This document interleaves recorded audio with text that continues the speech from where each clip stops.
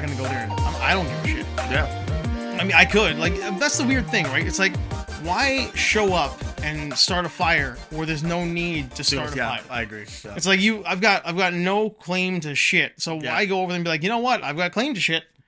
I didn't put any work into it, so I didn't put any work into it. yeah. So I don't feel like I'm entitled to anything. So at Backside Attack, at Big Sabe, tilling the soil. Yeah. The new sub series on the barely safe tilling, barely safe farming. Barely safe farming. Barely Yes. safe farming. You want to see something wild? Look at that.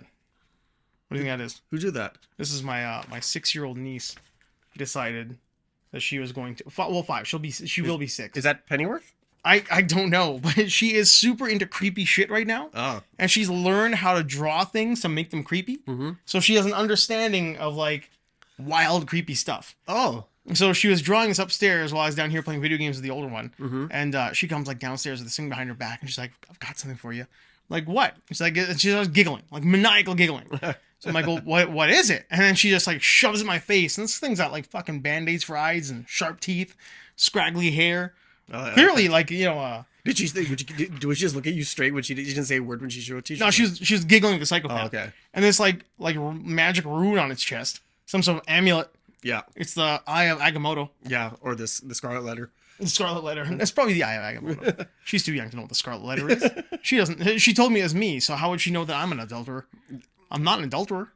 I've never adulted. Never adulted. I've never adulted. Yeah, I'm not adulting. Wait, how old is she again? 6. 6? She will be 6. She's 5 and like 3/4.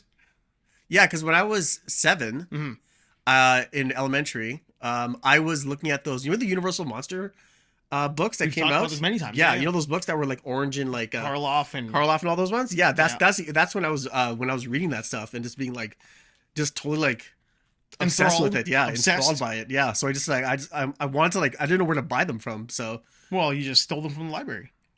You go to the I library. didn't return them. Yeah, You checked them out. I checked them out. I never gave them back. But they knew I was the only one reading those. So they're like, yeah, can you bring those back, please? You just basically say like, I don't know where they are. I lost them. And then your parents to give them like $45 for a book that's worth like a nickel. Yeah, and then after exactly. So when I gave them back, I had to like. Then I went to the video store and rented all the movies, and I just watched them like incessantly. Those were like for us, like as little kids, that was the internet research. Mm-hmm. Like you would go, not the Internet Research Foundation, not the Russian spy system. No, but you would go to the library, and you would check out your books. And you bring them home, and you read some cool shit. And you take that cool shit, and you absorb yourself into it, and you like ask your dad to take you to the video store, rent that movie.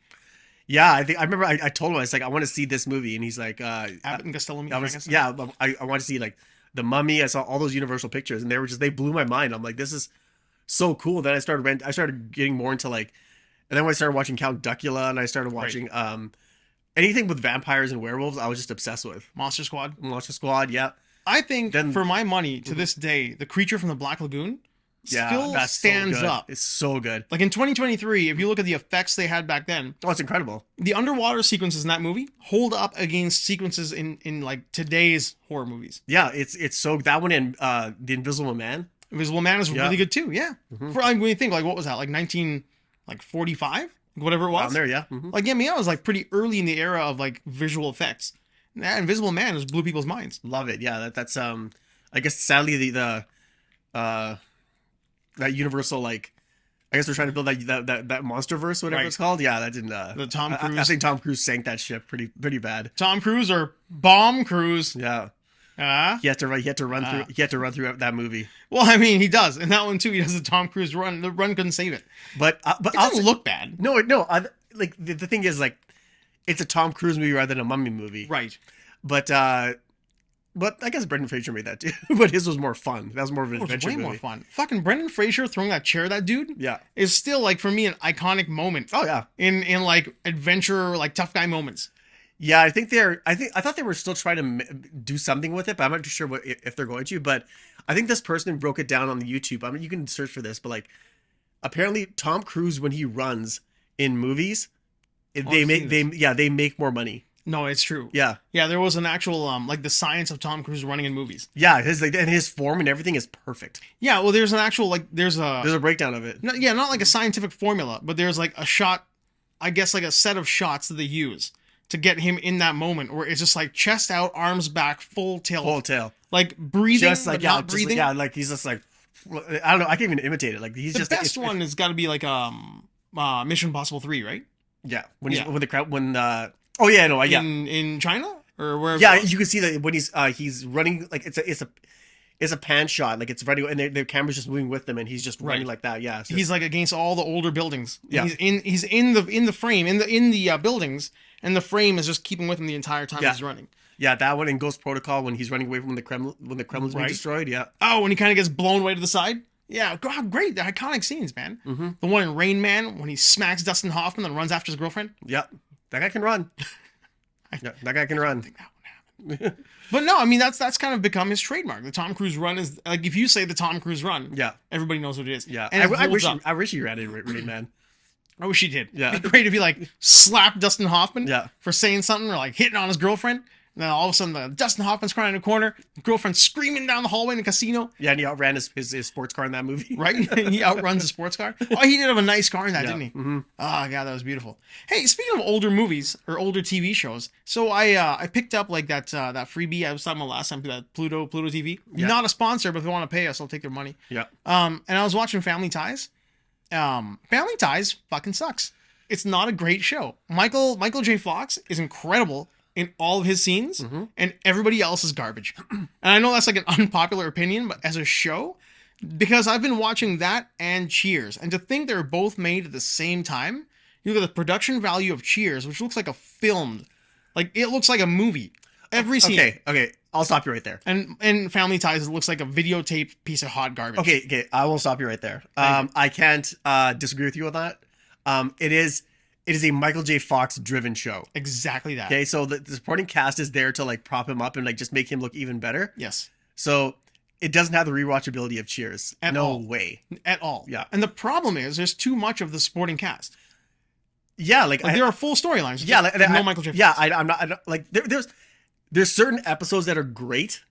Oh no, I will give Yeah. you that. But Absolutely. like, and Michael J. Fox is the fact that he's like a Republican, rather than his hippie based parents and stuff like that. So the emotional moments were good in some parts, but I was like, but overall as a show, Cheers had so many standout actors and characters. It really is an ensemble. Yeah, it's an ensemble. It's not just Sam and Diane. No, it's not. It's like it's everybody. It's Frasier. It's like it's a bunch of guys. It's it's an ensemble cast. Norm, Frasier, Cliff. Yeah, Carla is brilliant. Carla. Yeah, and everything. The I mean, ballbuster. just, like, just a ball buster. Always mean. Mm-hmm. No, like she really is the Louis De Palma Yeah, of Cheers. yeah. She's Diane. Diane. I mean, you know what? Like, I mean, as I a loved kid, her. I loved her when I was a kid. I hate as a kid. I hated her. Mhm. As an adult, I appreciate that character. I know I loved her because I loved that movie. Remember that movie Caveman?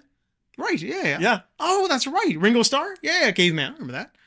I always get Caveman mixed up with the first part of History of the World. Oh, The okay, first yeah. the cave the Oh, that's 10,000 understandable. BC Yeah. part. Mhm. Yeah, Of History of the World part that's 1. okay. It is one of those things I would Yeah. do. I Mhm. make a mistake and I feel terrible about it. it's one of your feelings. It's one of my feelings. One of my feelings. Yeah. But no, I always kind of felt like in the hindsight, in the rear view of my memory, I used to think that like Michael J. Fox and Family Ties, the theme song, it was just so good. And watching it now, it's just not good. It's not that good at all. It's the thing is that I couldn't go back. I can't go back and watch it, even though I have access to it, Right. like we all do. But like it's just like it's just not because like it's not as like it's just like if you were a huge fan of Michael J. Fox, then yeah, watch that movie, like watch that show like on repeat, obviously, right? Right. Because he's so good in that show. He makes that show. He's the engine of that show, right? Oh, for sure. When he's in like the scenes with him, the episodes that are Alex P. Keaton centric, Yeah, the shows that kind of like revolve around his character are all so fun. yeah, and like and the stories that focus on every other character, Tina are- Yothers, yeah, Teeny Yothers and like his Bateman. always Bateman and stuff like that. They're all like sad stories. They're kind of sad, or Yeah. they're just like their character fails. Yeah, and I just like or like when Tom Hanks comes in, he's like the Right. idol, then he turns into like a total loser and stuff like that. I don't know. I just I don't know. I just couldn't couldn't watch it anymore. It's hard to watch. And like now that I've got access to all these old shows, because I've got a couple streaming services, like free ones, like Plex is out there. Mm-hmm. Tubi is great. But even like I was kind of going back and just trying to see if I remember these things the way I remembered them. I saw Too Close for Comfort Mm-hmm. with Knight there, Ted Knight. Yep. And even that was good. Like I was watching the first episode of that. It's like the slutty daughter, the smart daughter, Mm-hmm. the grumpy father, the dumb neighbor, and the nice, well-meaning but like overbearing mother. Yeah. It had like that full story setup. Mm-hmm. And it's brilliant. Like every scene is really good. Physical comedy is there. The skanky comedy is there. The clueless comedy. Like it's got, and the story beats are all hit really well. Yeah. By all members of the cast. I was Yeah. watching Family Ties where the kid wouldn't throw the baby. They just had the baby. And Yeah. I know it's one of your pet peeves when they introduce like the baby into the show. Fresh Prince. A Fresh Prince, like when the new kid show. Like, I know you hate that. And that's what I was watching was the one where the dad there, what's his name? Gross. Michael Gross. Michael Gross, where Yep. he's mad because the whole idea is they were burnout hippies who became like upstanding members of the society, right? Yes. And now they want the kid to be highly intelligent, and he's not doing the ring toss. Mm-hmm. And the overselling to the wife, to Meredith Baxter Burney, about, look at this, he won't throw the ring into the ring toss. It's like, it's such a dumb sequence Oh yeah. that I was infuriated. I was so mad at myself. Yeah. I know. Yeah. Thinking that was good. You know what you got to do to like rinse that out of your head? Hmm. Watch Tremors. Oh, his greatest role. Yeah. His greatest role. No, you're right. Yeah. Him and Reba McEntire as the gun-toting maniacs in Unbelievable. Tremors Yeah. is just the best. The best. He's so good in that. Yeah. That's an ensemble piece where like Michael Gross was good. Right. And a good death. A good death. Man, Yeah. he has like, and great kills. Man, Tremors is so good. Tremors is awesome. Tremors is such a good movie. Yeah. It is like a great movie. Like anyone can watch that and enjoy it. I mean, bar none, man. Like Tremors Kevin Bacon. for like the creature feature type thing, like Yep. that kind of movie where you don't know, like they don't really give you any insight into what the monster is. Yeah. You just know there's a thing that wants to murder you. Yep, that's true. And that's all, like Predator is kind of like that. It's kind of like that, but Predator is just like, Yeah, it's a little bit more rounded. it's more rounded. Yeah, this is like Tremors is just fun. Tremors is fun. Yeah, like Predator is like 80s like macho sci-fi, Yeah. gun-toting excellence. Right. Yeah, Yeah. And Tremors is just it's two just idiots. Yeah, just two idiots and Egg Shen from Big Trouble in Little China. Right. Yeah. Two idiots and weird monsters. And they don't know how to handle it. Yeah, Egg Shen who like owns a Like a five and dime. a fine and dine in the middle of Or the diner. a diner in Yeah. the middle of nowhere. In the middle, like Arizona or some shit like that. Yeah, and the Pepsi machine that keeps making noise, and next thing you know, Egg Shen is scrambled eggs for breakfast. Scrambled eggs for breakfast. Yeah. It's the sound Yeah, of that machine. yeah, When it hits and you know it's like, oh, they're all gonna die now. yeah, exactly. That's it, they're all gonna die now. Yeah, I remember when I first watched that movie, I was like, this movie's perfect. Well, here's a question. What are some of like the B movies that you remember? Because I mean, like everybody knows that my favorite like comedy of all time is a straight up B movie. Yeah. The Burbs. Yeah, Burbs. I fucking think it's like a comedy underrated gem. I don't think it is a B movie. You don't think it's a B movie? No, I mean, it's got A-list stars in it. yeah. Carrie Fisher, it's- Tom Hanks. It's a product of its times. Like there was no Right. So I think that's like calling Ferris Bueller's Day Off a B movie. Oh no, I think so. I think Ferris Bueller's Day Off is a much bigger following. But it still like has that appeal to it. Like one actually what else a good B movie is for the 80s? Career Opportunities. Oh, Career Opportunity is good too. Yeah. Pop your keys out of there. There you go. Yeah. I just want to see the thing. Yeah. Yeah, Career Opportunities, Mannequin. Yeah, Mannequin's Yeah, good. B movies. Yeah, those are really good B movies. Yeah, there's Great theme song. yes. Starship. Let's see what else. Yeah, Nothing's gonna stop us now. that's gonna stop us now. Nothing's gonna stop us now. I don't know. There's I could go like on forever about 80s B movies. But what is a maybe like a schlock fun?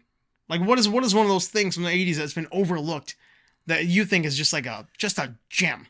Okay, besides American Ninja, Maybe that's the one. or there's one that I watched the other night actually, and I hadn't seen it in so long, and it is just so much fun to watch. Have you heard of this movie called The Wraith Oh, I've heard of it. I've never seen it. with Charlie Sheen? Yeah, I've Yeah. heard of it, but I've never got around to seeing it. Yeah, you should watch that movie. Really? It's so good. Huh. Yeah, Oh man. that's a great movie. I'll give that a shot. What's another one? 3 O'clock High. Another one I haven't seen. Yeah, 3 O'clock High is great. Oh my god, 1984. 1984 is good. Very good. Yeah. Let's see. Chud. Yeah, Chud is good. Chud is Well, good. Chud is one of those like looking back movies. Oh no, sorry, not Class of 1984. Class of 1984. Yeah, that one is great. Okay, I haven't seen that. Yeah, Oh, that's- no, I have seen Class of 1984. I remember the movie, the poster now. Yeah, yes, remember, yes. Yeah, remember the sequel, That was Class of good. 1994, which takes Class place of in the future 1984. Right. with what's her name in it from Jackie Brown, Right. Pam Grier. Pam Grier. And Yeah, it's made like a year after Class Yes, of 1984. exactly. Yeah, no, that's Yeah. also really good. Yeah, that one's great. That's not bad. Yeah, and yeah, I could. Oh my god, I can go on forever. There are a few, and there are some like good horror, like really good B horror movies out Oh there. yeah, like House. House is great. Howling. Dead and Buried. Yeah, Dr. Giggles. Oh, Dead and Buried is crazy. Dead and Buried is crazy. Dr. Giggles is really good too. Yeah. Man, I remember when I first saw Dr. Giggles, I'm like, that guy's not special. Like I used to think that he was the guy from LA Law. I thought he was really like mentally challenged. You know what it is? It's his eyes. His eyes are creepy as hell. The whole package, man. Yeah. What a good actor. Mm-hmm. He was great as a bad guy in the Liam Neeson Darkman. Darkman, that's right. Yeah. Man, we're just doing like a rifle of movies. Now. Oh, Now we're just like naming movies. Yeah, we can just go on and on. Like that. Move on. Like Big Trouble in Little China. Like that's a. For me, it's like I just don't feel like there are. Okay, so those all hold up, right? Those all hold up. My point is that those all hold up. Last night I was kind of bored and I didn't know what else to watch, so I threw on the Netflix there and I watched Day Shift. Yep. The Jamie Foxx vampire movie. Mm-hmm. I don't think that movie is gonna hold up. It's fun enough to watch, but it's like that good enough thing. I remember like me and Dan one time said like good enough by definition isn't good enough. Like if you say it's good enough, it means that it's not good. It's enough. not good enough. If you say it like that, care, right? So to me, it's one of those movies. It's good enough, but it's not like good enough. Yeah, that's true. Where it's just like too much. Like the story isn't as tight as it could be. A lot of fun, but it just feels like in better hands it would have been great. I would like to see a sequel of The Brothers, though. Have you seen it? I have not seen The Brothers. No. No. I mean the Day Shift. Oh no, I haven't seen Day Shift. You haven't seen Day Shift? I haven't seen Day Shift. Scott Adkins and that's Steve Howie. Steve Howie. Yeah, they play these two like Eastern European. Like they basically play two guys who were pulled out of Blade 2, the Kill Squad. Yeah, from Blade 2. They basically play two of those guys. They're just straight up murder, like vampire murderers. They kill as many vampires as they can in the shortest amount of time they can, and that's how they kind of make their name. Oh, okay. I would love to see a movie just about those two guys. Oh, okay, yeah. That would be very fun. But the rest of it just Trying to think what else. Like Snoop Dogg's in it. That's. I mean, you know, it's claim to fame. Yeah, Snoop Dogg plays a very tall cowboy vampire killer. What's another one? Actually in the 80s, what else was like really prevalent was ninja movies. Oh, the 80s is all about ninja movies. Like Black Eagle, Enter the Ninja 3, Domination, Enter the Ninja, Revenge of the Ninja, Ninja 3, The Domination. Yeah, there's too many to name. American Ninja 1, 2, 3, 4. Delta Force, all the Chuck Norris movies. Octagon is actually pretty good. Yeah, I mean it's terrible, but it's also pretty good. Oh yeah, Jim Cotta. Remember Jim Cotta? I remember Jim Cotta completely. I remember watching the commercial for it. I remember the commercial because, like I always say, when I was a kid, my parents had a VHS kiosk in one of the stores, all the stores they had, and all the convenience stores, and they would have those little TVs that would just play the trailers on repeat. Yep. Trailers that were on repeat for me that were like always there was Octagon, Jim Cotta, Flashdance, Karate Kid, and Back to the Future. Yeah. And I remember, Return of the Jedi. Mm-hmm. I remember those trailers as being played like non-stop in that thing. Mm-hmm. And like they would always have like the trailer versions of the movie theme. Yeah. So like the Flashdance theme and Training Hard from Karate Kid. Yeah. But they would always show that part of Jim Cotta where they're doing the flips. Yeah. They're attacking them. Mm-hmm. They're clearly on trampolines. Yeah. And they're all jumping at the same time to get him. And he's just doing the Jim Cotta, like, what are those bars called? The parallel bars. He's fighting all those guys on parallel bars. What the fuck is going on? He's in the woods. There's parallel bars in the woods? Don't ask. It's best not to ask. Yeah. So good though. Yeah. I think there's I think that's why I think that's why 80s was so good. It's because there's so many movies you could just enjoy rather than judge. Absolutely. Yeah. Yeah, for sure. You're like, you know what's crap going in. There were so many movies out there that were just complete garbage. Yeah, they're just fun. But they were well made. Mm-hmm. They're like, okay, Teen Wolf is really stupid. It's dumb as hell. It's so dumb, but man, it's a well shot, well made movie. It's so much fun to watch. It's fun to watch. Yeah. But like when you actually try to break it down for like, let's have a story discussion. Yeah. On a James Lipton style story discussion on the James Lipton on Teen Wolf. God. And the unremarkable sequel Teen Wolf 2. Is he still working? Lipton, I think he died. Did he? Yeah, I think he died a few years ago. But Teen Wolf, as dumb as it is very fun to watch. Mm-hmm. It's just a fun movie to watch. Yeah. Gremlins is like that. Gremlins is really dumb. That kid in Gremlins is a dick. Like when you think about when the guy tells him don't get water on him, and he's like, watch the water on the gremlins. Yeah. He gives him to his teacher, and he's like putting the bubbles or making the bubbles on their back to make more gremlins. Like he's such an unlikable main character. Yeah, I know. Yeah, I'm trying to think. What else could I think of like that's in the 80s? There's so many. The 80s was full of very watchable. Like 85 and 86 were gem years. Yeah, they were really good. Yeah, and yeah, there's just so many. Even like when you think about the hits that came out, like I mean, there was no drought of hit movies. No, Dirty Dancing, Dirty like I said, Dan- Flashdance, Footloose, and other dancing movies. Yeah, All the dancing movies. Let's talk about all the dance movies. Yeah, it's true. They're Yeah, all great. Yeah, and with outstanding soundtracks, which is something you don't see now. Now they release a soundtrack for a movie like just because they have to. They have to. And they're not great. They're not great. I think scores are more than soundtracks these days. Yeah, for sure. Yeah, you get way more like this, like the theatrical. Yeah, like exactly. Composer, the compositions, right? Yeah, because which also aren't great. Which are not great. Yeah, I agree. Yeah, it's a real bummer, man. Because like I used to remember there was I was watching a commercial for Indiana Jones, like the Indiana Jones on Paramount Plus, and when that theme hits, I watched the whole trailer. I watched the whole commercial. Like it's just like when you hear the dum dum da da dum. It's like immediately you're just like, I'm watching this trailer because I can't get enough of the Harrison Ford Indiana Jones moments. And the theme is a huge part of that. Star Wars is a big part of that. Superman, that's a big part of it, right? Yep, exactly. Yeah. John Williams. Yeah, the John Williams kind of like, it gets you going. Yeah, and it just seems like as good as like Hans Zimmer and those guys are, it's like they don't make a hook.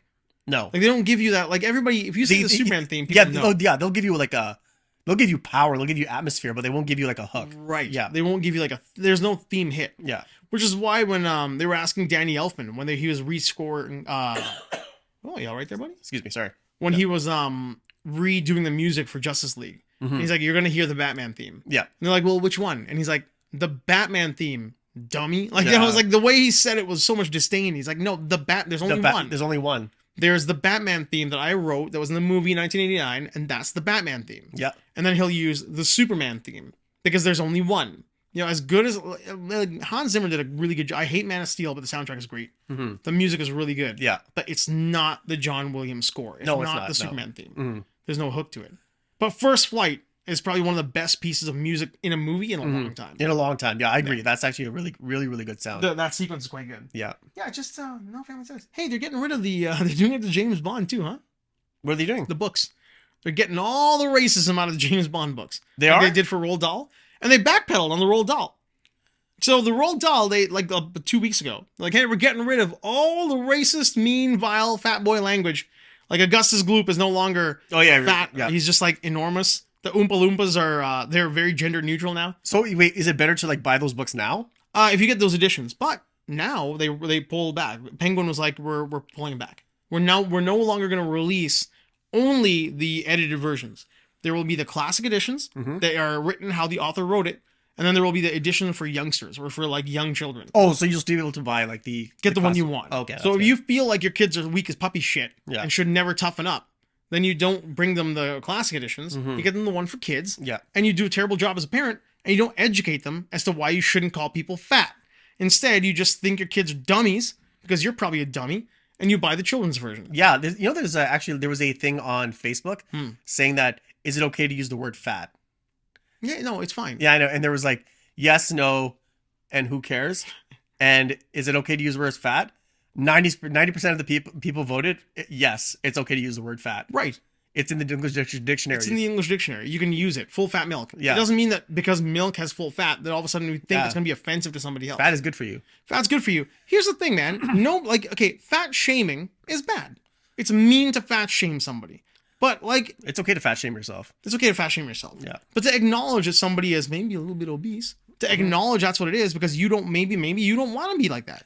Maybe that's not your cup of tea. To acknowledge somebody looks a certain way is fine. Don't be a dick about it. The rule of thumb should be just like say whatever you want as long as you're not being a dick about it. Yeah, exactly. And now they're doing the same thing with James Bond. They're gonna get rid of all the racist language, like in Live and Let Die when he's like going to Harlem and he's just dropping N-bombs. They're gonna pull all that back. But the question is, like, would you want them to pull that back, take all the language out, or just be better at teaching your kids? Why, like, look, it was a different time. Yeah. It's like he was describing a purple car. It wasn't like he's being racist. He was using a language just to like, hey, oh, you mean that guy? Yeah. Like, it wasn't derogatory in that sense. And the characters who were using it derogatory were getting shot. Well, we talked about it. Like, just don't change the message. Change the attitude. Change the attitude. Yeah. Be better at educating the next generation, right? That's the big one. Yeah, that's not going to happen on a large scale. No way, man. No. No way. We gotta nerf everything. We have to nerf everything. Yeah. That's the way the world works. Yeah. You gotta make all the corners soft so that our heads are soft. So like instead of like smacking your head against a corner and building good scar tissue on your brain. Yeah, and that's not how you become strong when you're protected. No, man. Strength doesn't come from protection. Yeah, strength comes when you're like exposed. Right. God damn it. I mean, but that's the truth, right? I mean, like if you don't fall down, why do we fall, Bruce? Why do we fall? Yeah. Why do we fall, Bruce? So we can get back up again. Exactly. Yeah. Exactly. If you don't fall down, you're gonna think that the world's it's never gonna fail you. Yeah. You gotta toughen your shit up. Yeah. World's a scary place. Just be prepared for it. Just be prepared for it. Yeah. The world's a terrifying place. There's polar bears right out your fucking front door. Yeah. So I tried to tell people who were like American when the Trump thing happened. Yeah. Like, don't move to Canada. We got fucking polar bears just like roaming the earth. Yeah. We don't want you guys. We don't want you people. Number one, we just don't want you. Yeah. Number two, you won't do well here. You're used to warm climates, especially with the snow in California. Oh my God. Yeah. That was pretty bad. It devastated them. It snowed in Los Angeles. Yeah, exactly. You guys got a piece of it. You guys saying all the shit about us. Now you can deal with it. Right. The problem is now they're going to act like they invented it. They're going to act like they're the only ones that have ever been through like snow trauma. Yeah. Well, that's what it's going to be. It's going to be snow trauma. Yeah. We had minus 30. I'm like, oh, you mean Tuesday? You mean Tuesday? Yeah. Oh, it wasn't even minus 30. They didn't get whatever. freezing Yeah, temperatures. like we like for us, it's like okay, we've gone through snowfall. Right. We get tons of snow. Our city manages it properly. We have the budget for it, so they clean it as much as they can. I mean, they do a piss poor job, but they try. Yeah, and then and when it's cold here, we don't care because the roads are clean. The roads are clean. Yeah, like look at like today, the roads were 100% clean. Right.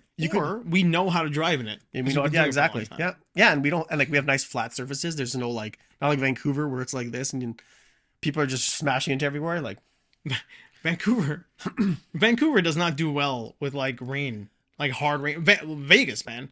Like I mean, all my family is in Vegas, so I spend a lot of time there. And if it rains there, they do not do well in that shit. Yeah. Because it never rains, so all the oil comes up. So it is just like a slip and slide out there. Yeah. But the problem also is like with us, if we encounter like if it gets slippery out there, for me, I'm like, oh, this is what you do to make sure that you don't slide into a street lamp. Yeah, you just or a lamppost. Yeah, you just adjust your driving. You adjust your driving. Go right? slower. With them, they're like, nope, full tilt. Woo! Yeah. Pew. Yeah, but They're yeah, shooting fucking guns in the air. they don't change their tires. They don't do anything. So Well, I mean, they're not going to do that. they're not going to do that. Because no, they can't do that because the rain is just going to hit whenever it hits. No, I'm saying like people who are like especially in winter In winter climates. who are not used to winter climates. Right. Yeah, they will not change their tires. No. No, I don't know if it's going to do a whole lot for them though. it won't. It won't because you can change the winter tires all you want, but if you don't know how to drive properly in them, it's not like you put winter tires on. It's not going to save you from anything. If you're on highway speeds, it's not going to stop you from going like you're on black ice and you pump the brakes. It's not going to like No. save you. It helps. It helps to get out but of it snow. doesn't magically stop you. Yeah. Yeah. Well, I mean, like stopping distance decreases significantly, right? So I mean, you are able to stop faster and stop sooner. But at the same time, like, you know, if you're within 50 feet of something and your winter tires help you stop within 50 feet of something Then yeah, and you hit the brakes, you're going to hit something in 50 feet. Like you're going to hit it. you're gonna hit it. Like it's just going to happen. Right? Yeah. So you've got to adjust your actual driving mentality. Yeah. Maybe slow the fuck down a little bit. Yeah, that's Don't just careen through traffic. don't careen through traffic. Yeah, Like you're being chased by a zombie horde. Yeah. Cars aren't moving. yeah, exactly. Like Edmonton has that once in a while when people just Like the first snowfall. first snowfall, you just hear all these accidents, and then you're like, Yeah, that's always bad. just go slow. Well, there's always that thing where like I've got this idea in my head that it's not like old people. Like we always say, it's like, well, there's an old guy. No. No. That old guy driving really poorly drove like out when he was 25 years old. This is a lifelong habit build. Yep. So clearly the ones who are causing the traffic problems are the assholes. Yeah. Or the people who don't care to get better at what they're doing, in which case they are assholes. Yeah. All you have to do is just get to the right hand lane Right. and just let everyone else go past. Yep. That's all you have to do. Go slow in the middle. If you can't handle that, Go to the right. go into the far right. Go slow. Yeah. And Don't block somebody who's trying to merge. Yep. That's all you have to Simple do. rules, man. Simple rules. 8 simple rules Yeah. for dating his teenage daughter. I'm telling you, man. I thought I saw like a spider on my light over there. Oh. Oh, let's see what else we got over here. Oh, hey, I was gonna talk about the whole thing with the B movie thing.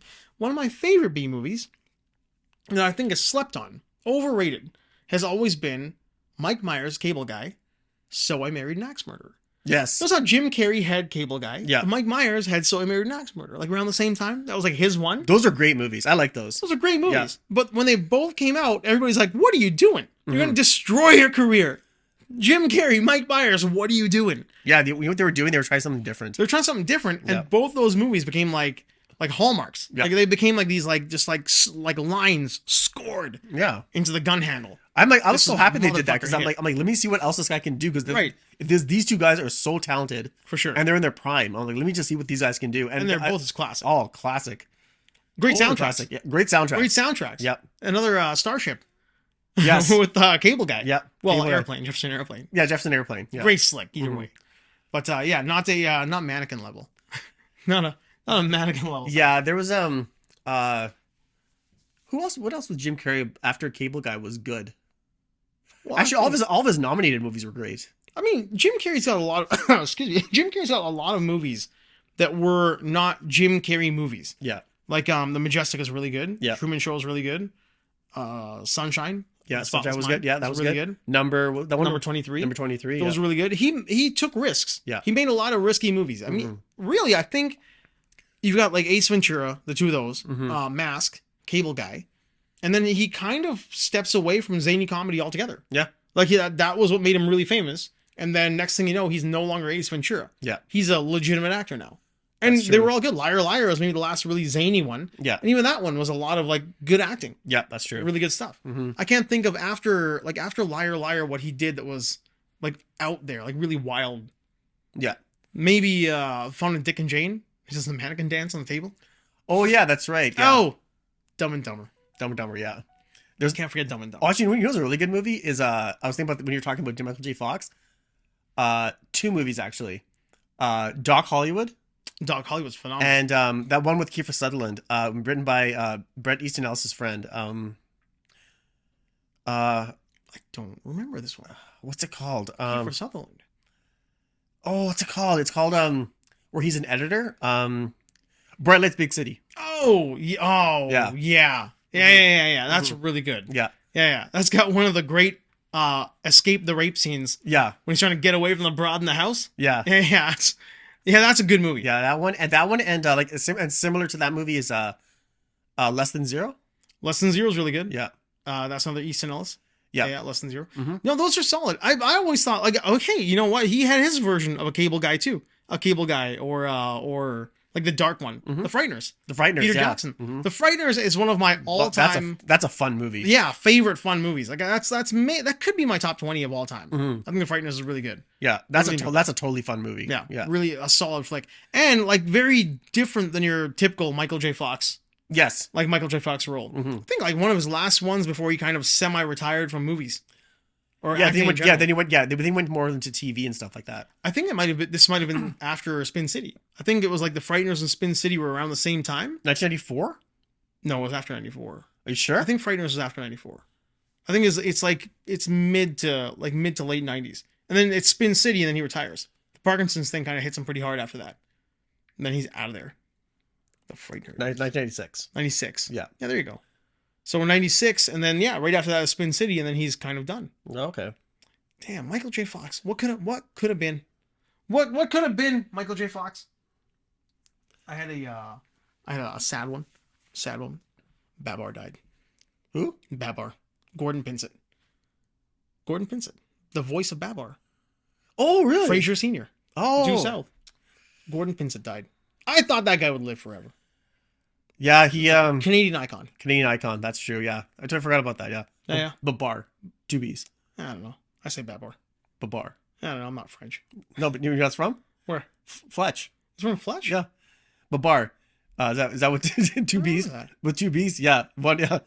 Yeah. With, is that with two B's? Now, not together. Not together. Babar. It's Yeah. two B's, not together. Yeah, I remember that. Okay, cool. Yeah. Fuck, hey, man. Another great, like, underrated gem. Oh, I love Did Fletch. you see the new one? With what's his With, face? John Hamm? John Hamm? No, I haven't I heard seen it's it. good. I heard it's good. Yeah, I heard John. Well, I would imagine John Hamm would do a good job as Fletch. Yeah. Just monotone, because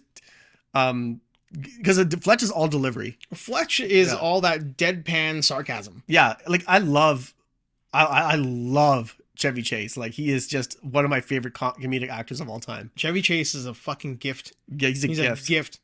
I mean, I don't know how deep you got in the community, but like, it's sad when he's not there. Mm. Like, Pierce Hawthorne is one of the greatest villains in TV history, and it's all because of Chevy Chase. Yeah. I can't think of anybody else who could have done even like a remotely close to that job. Actually, speaking of another good B movie, in the 80s, Three Amigos. Chevy Chase. Chevy Chase, man. Three legends. What was it? Do you wanna kiss me on the veranda? Prefer to kiss you right here? Something like that, right? Or prefer to kiss you on the lips? Something. It's just, they're so dumb. Those guys are so They're so hilarious, and they just play off each other so well. Good old Dusty Bottoms. Yeah, they're like, remember like when I remember like when Chevy Chase and Martin were like just then they were trying to get back into like and steal all their costumes. Yeah. And then Steve Martin's at the top, and he's like, "Hey!" He's trying to get their attention, and they just ran above him. He's right. And he's like, "Hey, you here? Look up here."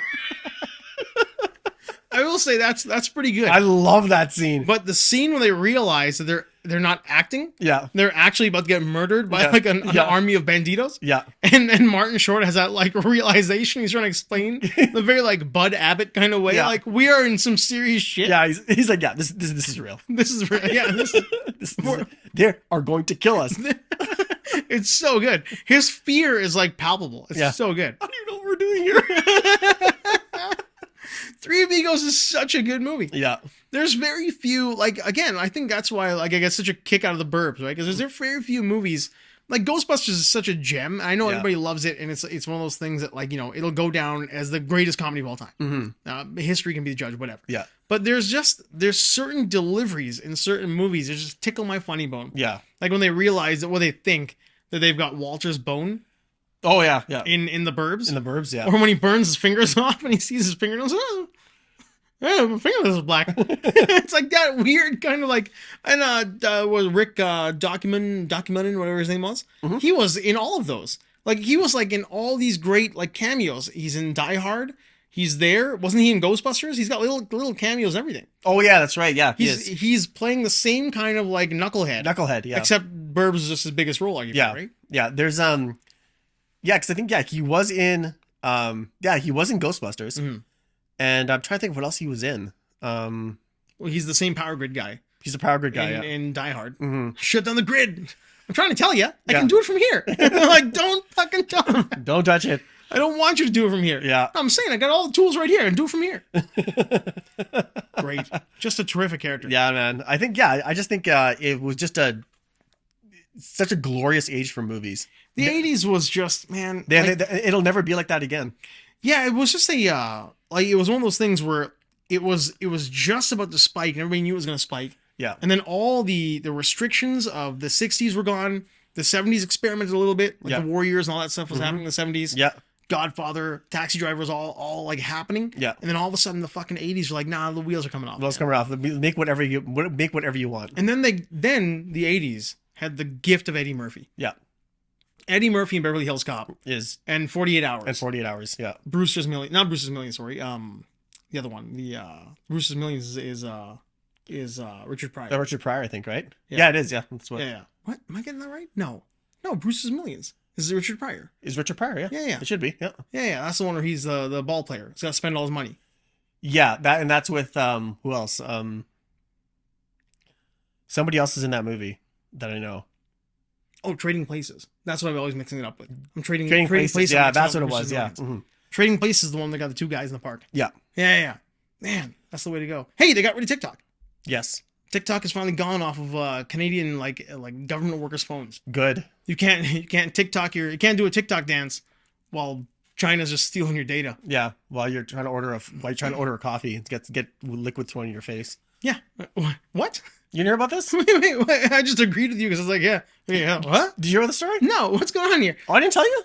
You? Yeah. You were ordering coffee. No. This TikTok video I saw, or this video I saw of a lady doing TikTok in a Starbucks.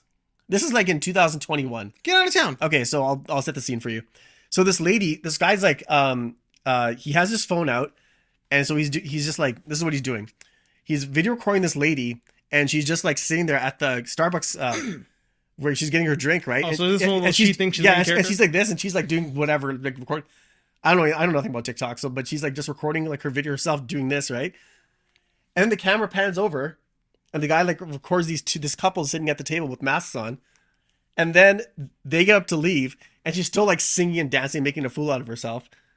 Then the guy gets up, and he has he takes the lid off. Two masked people from the table. So they both get up, and the guy, he goes like this, and the guy takes his lid off, and the liquid is actually pretty. You can see the steam coming off, and he throws it in her face. Wow.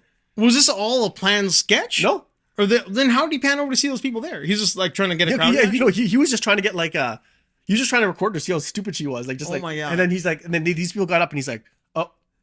And He could see it coming. Yeah, he could see it coming, and he's like this. Oh, and she got up and he no. went like this, and he threw it right in her face. Wow. And she goes, "What the hell?" And then she's like, "Why'd you do that? I was going to give you an autograph." You're nobody. You're a nobody. Yeah, and then the guy walks out, and all you hear is "fuck off." Oh, wow. And it's the guy's girlfriend. Wow. Yeah. That's bonkers, man. I mean, like, people have lost their damn mind. Like, people just do crazy shit like that now, where it's like it's okay to play the main character and go stand in front of like a kiosk and block everybody's order or do whatever the hell you want to do because you're, obviously you got your followers and shit. Yeah. And then it's also okay all of a sudden now just like throw a hot coffee in someone's face and not think there's consequences. Yeah. It's wild, man. I just saw a video the other day of this dude. He's got no arms. He's probably about like 5 feet tall, scraggly, just clearly mentally ill. Mm-hmm. And it looks like New York, like he's in the subway, shooting off the N-word, just yelling the N-word. Mm-hmm. And this like 300-pound black guy, like linebacker, runs up and just like teep kicks him in the hip as hard as he can. And the little dude just goes flying into like those little turnstiles. Yeah. And clearly is like discombobulated as fuck. I love that word. Discombobulated. Mm-hmm. AF, my friend. But at the same time, like, okay, I get that guy shouldn't be like yelling the N-word at the top of his lungs. Like, that's bad. Yeah. But like, can't you recognize that you're dealing with somebody who's mentally ill? He's got no arms at the by the elbows, but they're small anyway. So he's clearly not. Oh, he's a T-Rex? Yeah, but in the worst way. Like he's got no hands. Oh, okay. Like his arms like kind of end of the elbows. Mm-hmm. But he's very malnourished, very small, clearly not well. Like Okay, mentally so well, yeah, so you're unwell. just like, you know what, just it's not worth it. You just at that point you look at me like, oh look, it's like seeing a sponge and saying, oh look, it's a sponge, and then ripping the sponge up because you don't like sponges. Oh, okay. It's like but it's doing nothing. It's just there. Yeah. I get that he's yelling something, and But he's harmless. You're just like, yeah, whatever. Yeah, I've been in that situation before Yeah, too. it's totally We harmless. all have. Yeah, we're like, you're not even worth it. You're not worth my time. Man. Yeah. And at the same time, it's like it just seems like both sides, even though he's mentally ill, maybe he should somehow like be able to recognize does he not get maybe he doesn't get the cues. That's true. Yeah. Maybe the cues aren't there. But being the person who is all together in the head, who is apparently clearly at least appears to be like able to recognize that this situation is fucked. Yeah. Maybe you shouldn't walk up and just teep kick that guy as hard as you can in the hip. Send him into a giant piece of metal. Yeah. That dude is messed up. Yeah, I agree, man. It's very yeah, I don't know. I think that I see videos of like people just like this. I think it was one they were in a bodega in New York, and I love that word. yeah, I'm trying to use it every time I Slip that can. into Everything, yeah. Bodega. bodega. And so this guy's like, there's a black guy. He was just like at the cashier. He's just picking up what he wants to. He picks up a can of like soda or something, and this white guy comes in, and Twisted teeth. yeah, he's just sitting there, and he's talking Ebonics, and then he just says the N-word. He keeps dropping the N-word. Kept dropping the N-word. He's like, hey, what's up, whatever. You haven't seen this before? I saw it, and I was like, I saw it for the first time, and I was like, he's like, then the black guy just looks at him, and he's like, yeah, I think you've probably seen this, right? It's the Twisted Tea. Yeah, and I just took the thing and just smacked him twice, and then got him on the ground, just boom, and I was like, Well, there's a whole thing behind that. is there? So the dude at the counter, the skinny white guy, Yeah. he's not just throwing Ebonics out. He's doing it to be racist very deliberately. Oh, I didn't know that. And then when the black guy he's flipping his Twisted Tea. So he flips it and he kind of drops it. Mm-hmm. So as he goes to pick it up, like after it's on the ground, the white guy comes up and like kicks it out of his way. So then he goes up, he picks up the tea and just wallops the white kid in the face with it. Oh, I didn't know that. Yeah, why? I'll show you the video again. That's the meme, the Twisted Tea meme. Oh, okay. That's like, I don't know if you noticed on the internet, all of a sudden like Twisted Tea was a thing for a bit there. Oh, I didn't know. Yeah, that was from that video. Oh, okay. But yeah, that's the same thing. Like at that point, like you are like in real time, you're now succumbing to a troll. Like you're seeing a troll act like a troll, and you're deciding to like be like, oh, fucking this kid.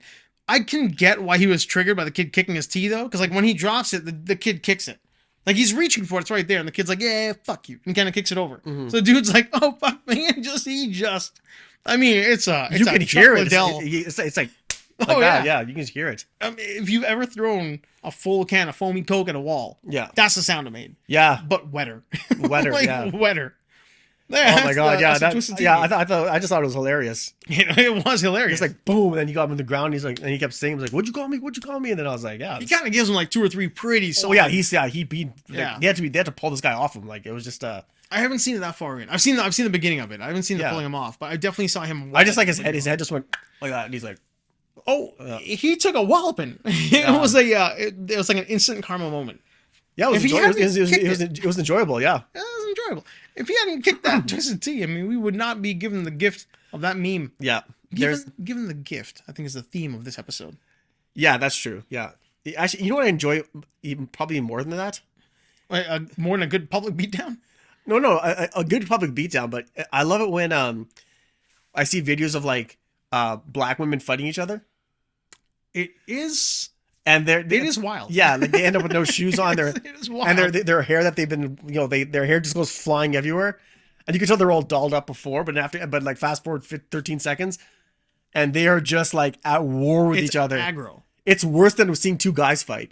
I'll tell you, like it's vicious. White girls and like I've worked in the bars a long time. I mean, to the point where I had to remove myself from the bars. It was getting to be one of those things where I didn't want to be in there anymore. And white girls just don't fight like that. No, they just don't know how to step it up. Like a black girl will always kick the shit out of a white girl. This is the way it is. Brown girls also.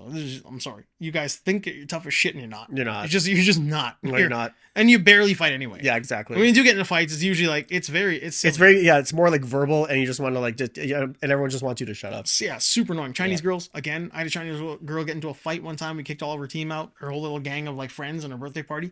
She came back and yelled at me that like I can't kick out her entourage. So I was like, entourage, bitch, you're in Edmonton. It's minus 40 outside. Nobody knows the fuck. Exactly. Why aren't you wearing a jacket in the lineup? Yeah, get out of here. Yeah. But again, like that fight with her and her friends, you're watching like they just don't know how to fight. But black girls, like when you watch that world star shit, yeah, they don't care. They are aggressive. They don't. Yeah, exactly.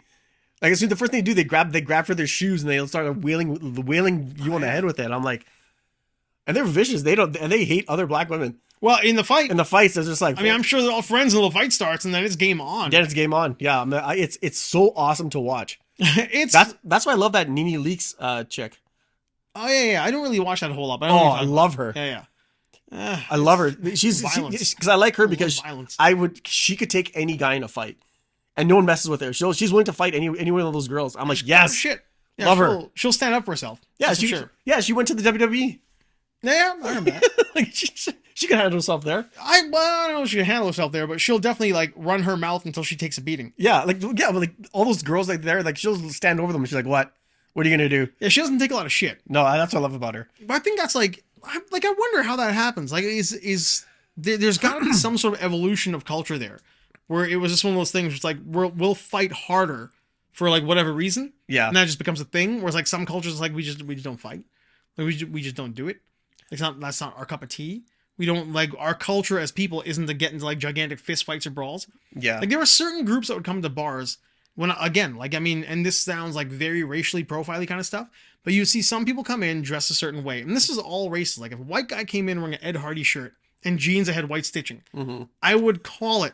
We're gonna kick him and his friends out. Yeah, like he's gonna be a piece of shit.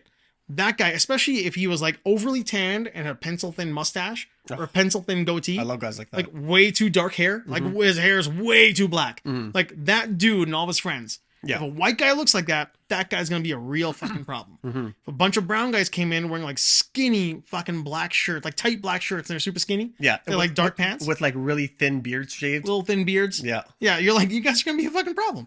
I guess it's the way it is. Yeah. Like certain cultures come in a certain way. If black guys came in like dressed in like sweater vests and bow ties, like we're gonna have a good time. Like you guys are just gonna be cracking jokes. We're gonna have a good time. Yeah. You're gonna be friendly. Yeah. You're gonna tip the wait staff. Yeah. Like certain people came in and they were just like, you could see who they were. It sounds super profile-y. Mm-hmm. But at the same time, like you see so much of it, like, this is where the problem's going to be. Numbers don't lie. Numbers don't lie, man. Yeah. Like the profile doesn't lie. There's a reason people profile. It's because sometimes it fucking works. Yeah. Doesn't mean you should act on it. Yeah. Like maybe you should sit and wait until like, you know what you should always do? And this is always my rule too. It's like, prove me wrong, kids. Prove me wrong. It's like, I'm just going to wait here until you prove me wrong. Yeah. And generally, I'm going to wait here and do nothing. I'm going to be super polite, and you're going to prove me right. 60% of the time, it works. 60% of the time, it works 100% of the time. What's the quote? 60% of the time, it works every time. It works every time. That doesn't make any sense. 60% of the time, it works every time. Oh, It's called Panther. What a sleaze character. Yeah, it's made out of real Panther. It's made out of real Panther juice. Oh, man. That was kind of like one of the other things I'd written down. It was like my, it led into this idea that like people in the internet, right? Mm-hmm. Dancing Girl, all these people that you've got over there. It's like nobody seems to understand like interaction anymore. It's like it's gotten to where like on Twitter, if you don't like something, your immediate reaction is to be like blast it with the FUs. Yeah. Like right away. If you don't like something on YouTube, it's like there was even an algorithm I remember like 10 years ago that was like there's a certain amount of comments that will happen before racism enters the chat. Yeah. Or before like calling somebody a Nazi enters the chat. Mm-hmm. And that algorithm or that concept has gotten shorter and shorter now. To where now it's like the second you don't like something, you just FU it right away. Yeah, you know what the weird thing is like the rebuttal should be instead of someone disagree with you, why can't the rebuttal just be like, oh really? Why is that? Right. But Yeah. that used to be how real world conversations happened. You didn't like something, you'd be like, oh, so what's your view on this? Yeah. Why don't you think like that? Yeah. And then you might hear something that you were like, you know what? I never thought about that. Right. So don't be afraid of being proven wrong. No, for sure. Take your ego out of the equation. That Steven Crowder thing ruined that, right? Where it's like, change my mind defiantly.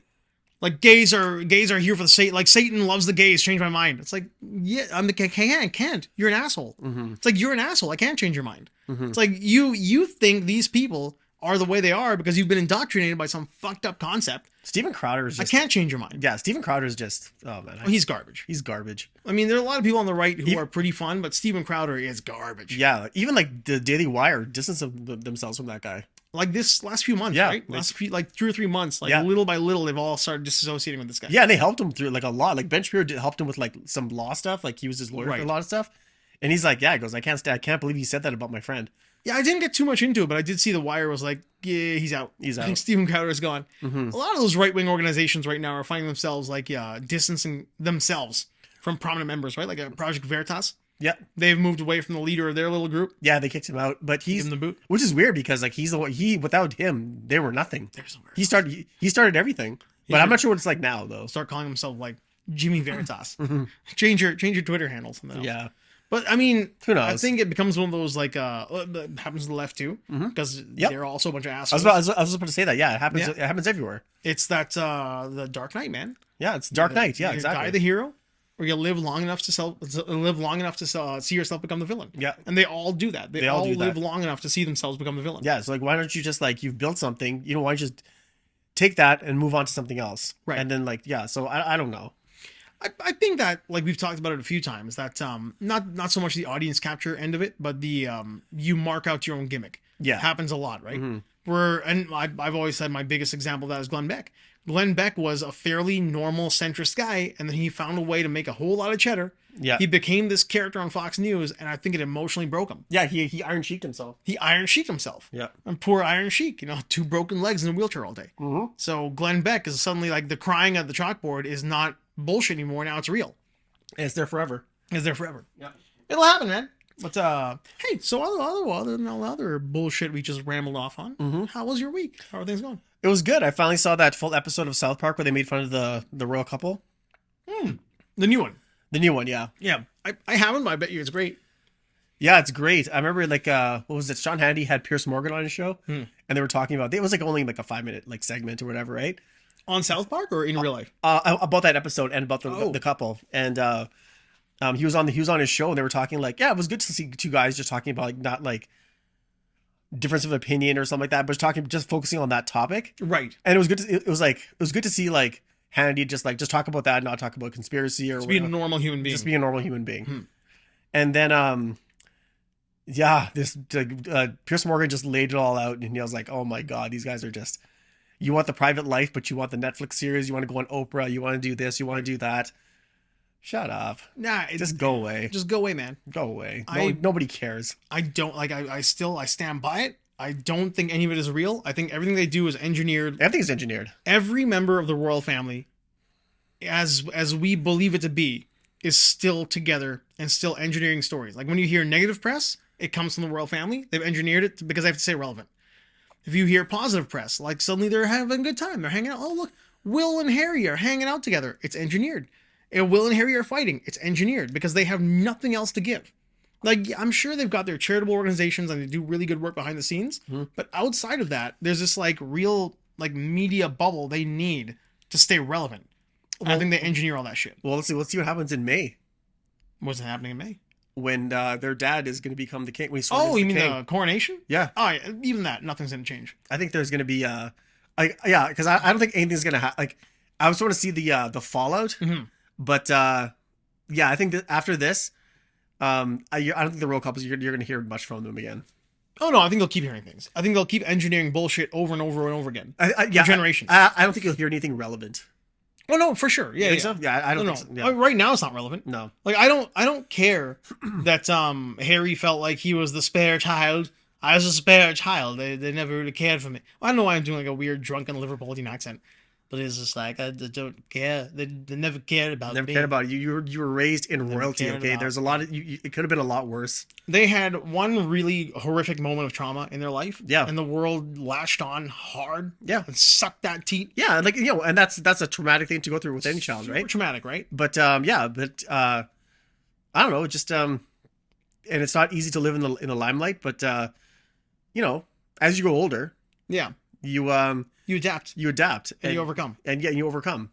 Like there's a lot of other people out there who lost their parents or didn't even know their parents. Oh yeah, but they didn't have like the entire country paying for every like little thing they have. Right. And growing up in royalty. And that's why I think all that stuff is such like bullshit. Mm-hmm. Because they have to keep that. They've got to keep it going. Mm-hmm. And if you're not relevant, if they're not talking about you, they forget about you. Yeah, that's true. And then you go away. That's a very good point because like I think it's. A lot of people, I use that line, like, especially use it at work. I talk to some of my coworkers, and one of them is like, "What goes? Why do you always like make fun of me and stuff like that?" I'm like, if I'm not joking about you, that means I don't care about you. Yeah, no. Yeah. Look, some of us, some people are clearly assholes. Yes. They just are. Yeah. They make fun of other people just because they get off on it, mm-hmm. and it's like if they keep others down, they feel better about themselves. That's me. Yeah. 100%. Yeah. It's the reason I keep you around. Yeah, exactly. Because that's how I treat you. But we're codependent on each other. Codependent assholes. Yeah. We treat each other like total shit. Yeah. And it makes us both feel better. Yeah. Weirdly, it's also worse. It's the coffee sticks that are keeping this the coffee sticks as legs that are keeping this podcast alive. Right.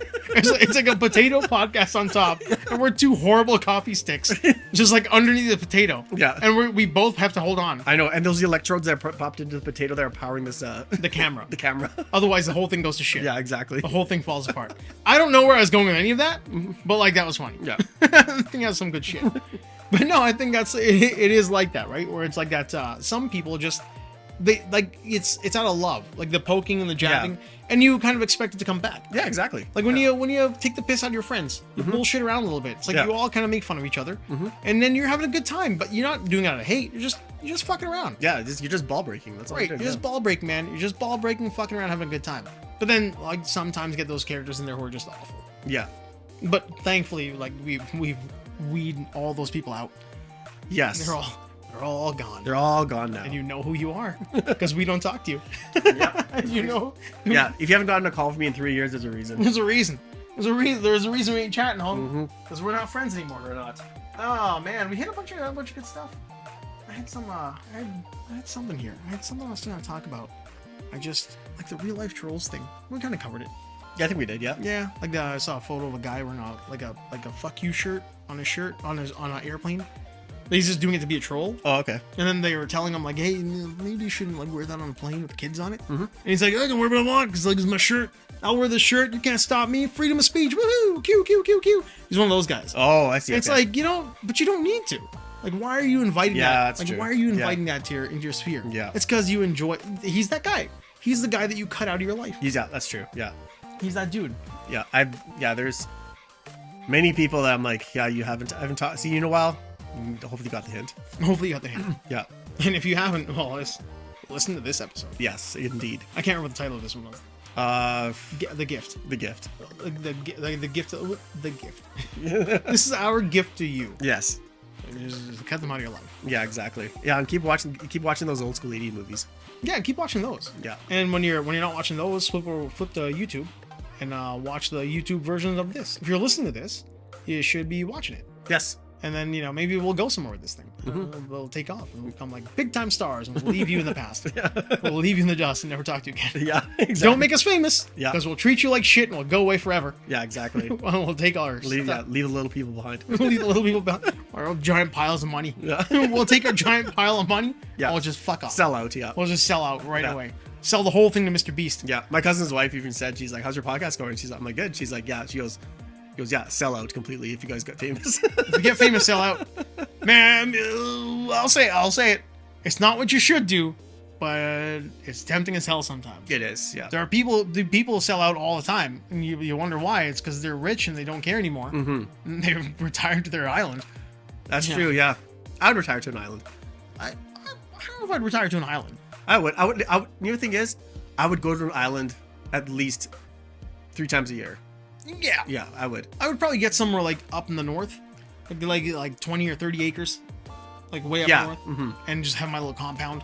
Yeah, somewhere where it's not too cold, but it's like just really, really nice weather. You just relax. I want it to be a little cold. Really? I want to dissuade people from being like, oh, let's go see what he's doing up there on his.